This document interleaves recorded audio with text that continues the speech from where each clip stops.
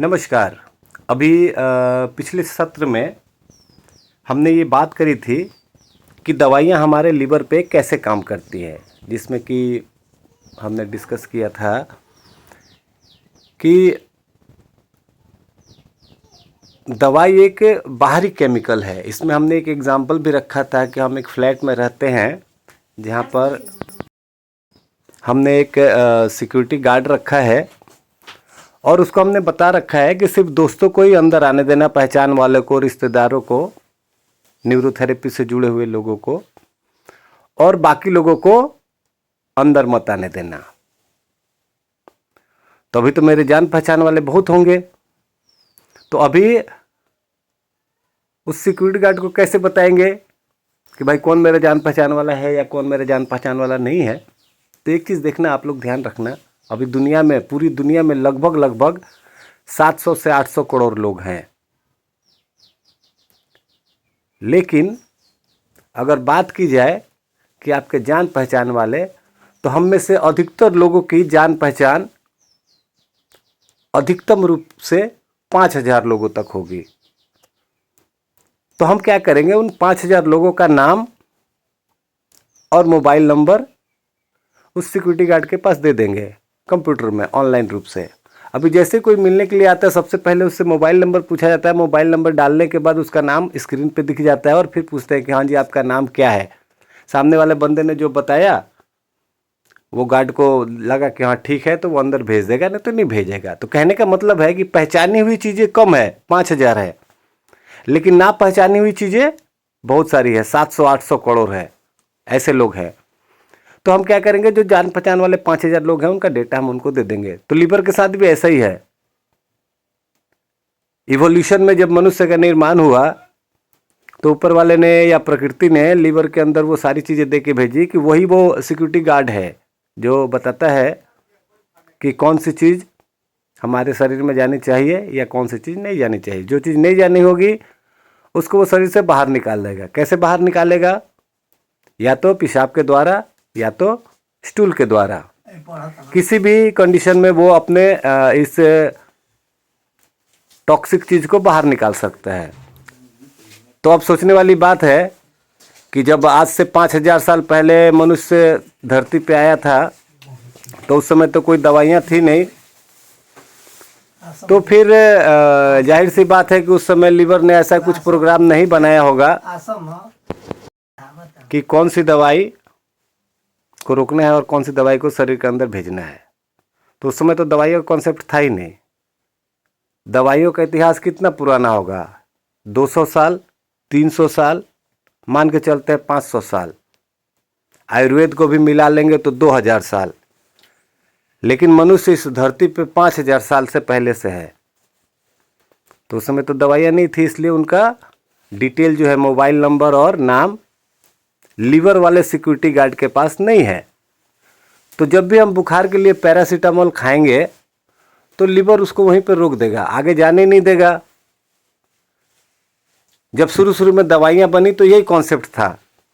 दवाइयाँ देते थे लेकिन वो काम नहीं करती थी। किसी किसी पे काम कर जाती थी, जिनका लीवर कमज़ोर है उन पे काम कर जाती थी, लेकिन अधिकतर लोगों पे नहीं करती थी। तो 1832 में एक अमेरिकन डॉक्टर थे, लुई पाश्चर। उन्होंने ये सर्च करके देखा कि ठीक है, लीवर की रोकने की तो एक कैपेसिटी है। मान के चलो कि 2 पुलिस वाले हैं, इनका भी एग्जांपल मैंने बताया था कि 2 पुलिस वालों को एक रोड के ऊपर रखा गया कि सिक्योरिटी चेक करना है, एक चोर यहाँ से निकल के जाने वाला है तो हर एक की तलाशी लेनी है। तो दोनों पुलिस वाले मिल के तलाशी लेने लगे। तो चोर ने देखा, दिमाग लगाया। ये चोर कौन है? वो डॉक्टर लुई पाश्चर। उसने दिमाग लगाया कि लीवर के पास 2 पुलिस वाले हैं और वो 1 मिनट में 2 गाड़ियों को चेक कर पा रहे हैं। तो इस चोर ने दिमाग लगा के क्या किया कि ट्रैफिक को बढ़ा दिया। अब जहां 1 मिनट में 2 गाड़ियां चेक हो रही थी, परंतु 1 मिनट में 4 गाड़ियां आ रही थी। तो मतलब एक आध गाड़ियों को बिना चेक किए रैंडमली छोड़ा जा रहा था।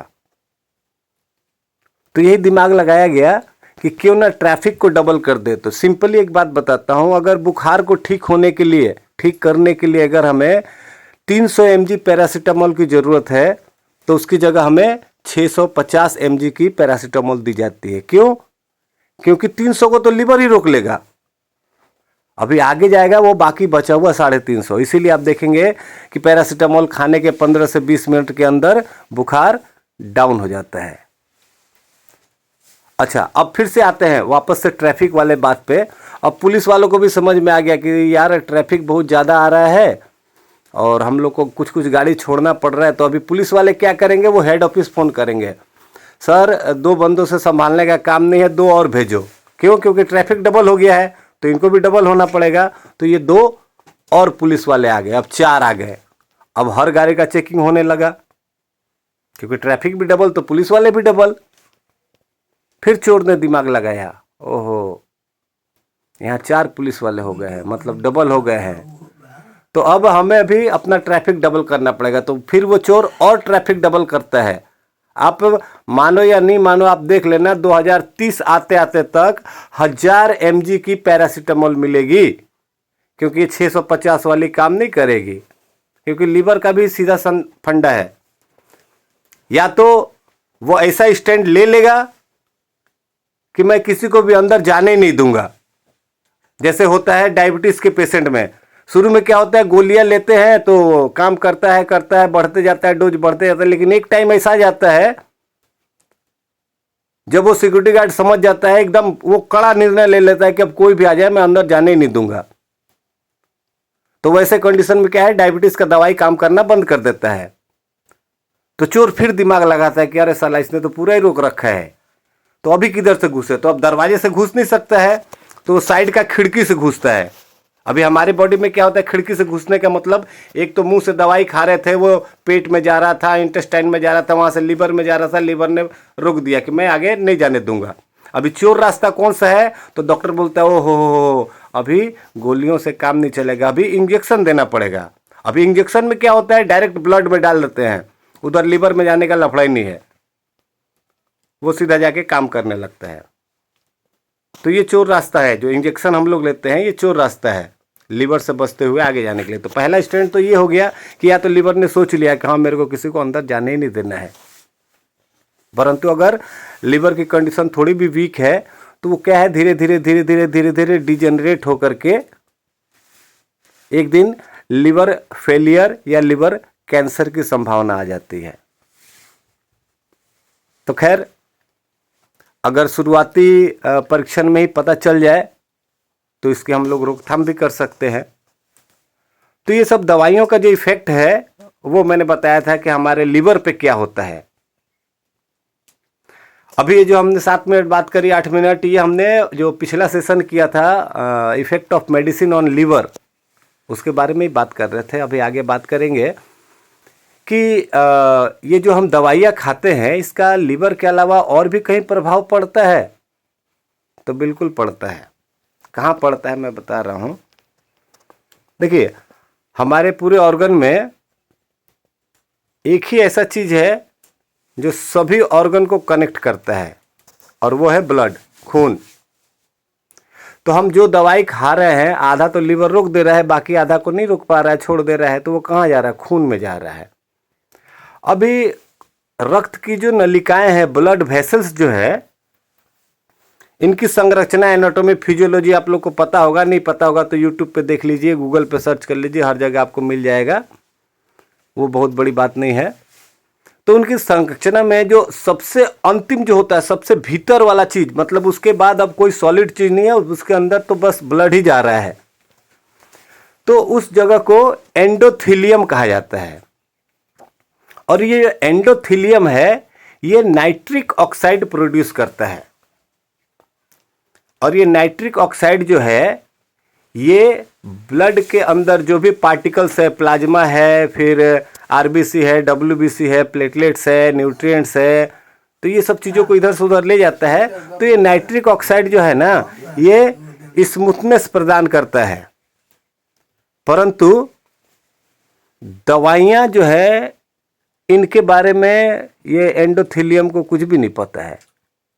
तो दवाइयों को पकड़ के अपने पास रख लेता है, और जैसे वो दवाइयों को पकड़ के अपने पास रख लेता है तो वो जगह जो है चिपचिपी हो जाती है। फिर कहते हैं ना कि खून की नसों में कोलेस्ट्रॉल जमा हो गया है। ये कोलेस्ट्रॉल क्यों जमा होता है बाबा? एक 12 साल का बच्चा को तो नहीं जमा होता है, और 22 साल 32 साल पहुंचते पहुंचते तक कोलेस्ट्रॉल जमा होने लगता है। तो क्यों जमा होने लगता है? क्योंकि ये 22 साल या 32 साल पहुंचने के पहले कभी बुखार के नाम पे, कभी दर्द के नाम पे, कभी खांसी के नाम पे, कभी जुखाम के नाम पे, माने कभी कॉन्स्टिपेशन के नाम पे, कभी लूज मोशन दस्त के नाम पे, अलग अलग चीज़ में बहुत सारी दवाइयाँ हमने खाई है। कुछ सीधा खाया है, कुछ तो पंचवर्षीय योजना में सुई के द्वारा, इंजेक्शन के द्वारा दिया जाता है। तो बहुत सारी दवाइयाँ खाई हैं, तो ही जाके आगे ये प्रॉब्लम हो रहा है। तो ये एक जो दवाइयों के साइड इफ़ेक्ट के बारे में हम लोग बात कर रहे थे, उसके ऊपर ये भी एक मेजर पॉइंट है कि हमें जब पेशेंट को डायग्नोस करते हैं तो हमें उनका ये डेटा भी लेना चाहिए कि उनका मेडिसिनल हिस्ट्री कैसा रहा है, उन्होंने लगभग अंदाजन कितनी दवाइयाँ खाई होंगी, उसका भी असर उनके ब्लड वेसल्स पे भी होगा। अब ब्लड वेसल पे होगा तो उसके लिए क्या करना पड़ेगा? सिंपल सा एक ट्रीटमेंट है, न्यूट्रल ट्रीटमेंट देना पड़ेगा। न्यूरोथेरेपिस्ट जो भी भाई बंधु हैं उनको पता चल गया होगा न्यूट्रल ट्रीटमेंट क्या है। जो लोग नए हैं वो हमारे चैनल पर सर्च करके देख सकते हैं। न्यूट्रल ट्रीटमेंट की वीडियो भी मैंने डाल रखी है, और हो सके तो मैं उसका लिंक इस डिस्क्रिप्शन में भी डाल दूंगा। और चलते चलते आप लोगों से कुछ और बातें शेयर करूंगा कि मेरे जितने भी ऑडियो क्लिप्स हैं उसमें आप सभी का बहुत अच्छा प्यार मिलता है, बहुत सारे व्यूज़ आते हैं, पर कहीं ना कहीं आप लोग कमेंट करना चूक जाते हैं। तो वीडियो को देखने के बाद आपके अंदर जो भी फीलिंग्स आती है, अच्छी आती है या कुछ क्वेरी आती है या कुछ भी कहने का मन करता है, उसको कमेंट सेक्शन में ज़रूर लिखिए। अगले सेशन में हम लोग बात करेंगे एक बहुत ही अजीब चीज़, शायद आप गूगल पर सर्च करोगे तो भी ना मिले, and that is third kidney. हर मनुष्य के शरीर में या हर जीवित प्राणी के शरीर में, चाहे वो पेड़ पौधे हो, कुत्ते बिल्ली हो, मनुष्य हो, कोई भी हो, हर एक में एक एक्स्ट्रा किडनी की व्यवस्था होती है। ये भगवान ने दे के भेजा है। अगले सेशन में हम लोग यही बात करेंगे कि अगर किसी व्यक्ति की दोनों किडनी भी फेल हो जाए तो भी बिना डायलिसिस के थर्ड किडनी से व्यक्ति जीवित रह सकता है।